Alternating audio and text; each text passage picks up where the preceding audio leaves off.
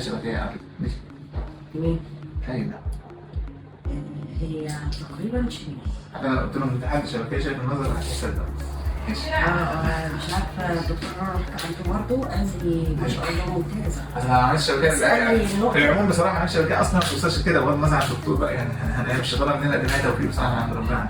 ربنا الحمد لله. والله انت بصراحه ديت يعني ده بركه يعني، بس مش شطاره ولا حاجه. الحمد لله. السلام عليكم، انا اسماء احمد من المنيا. من 10 سنين حصل لي انفصال شبكي في عيني الشمال وكنت بركبها زي عدسه، فما حصلش استجابه قويه يعني، كنت لابسه نظاره برضه.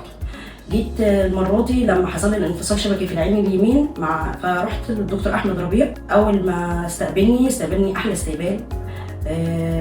عملت العمليه فورا لان كان وضعي سيء. عملت زرع عدسه واللهم لك الحمد. عيني اليمين بفضل الله وفضل الدكتور احمد بقيت اشوف من غير نظاره. الدكتور نصحني ان انا اعمل تصحيح في عيني الشمال عشان يبقى الاثنين مرتاحين مع بعض وما يحصلش اي حاجه سيئه.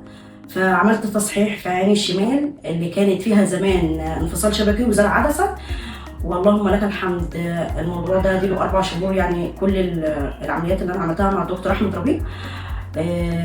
الحمد لله ما بلبسش النضاره. دي حاجه هتفرح قوي اي ست.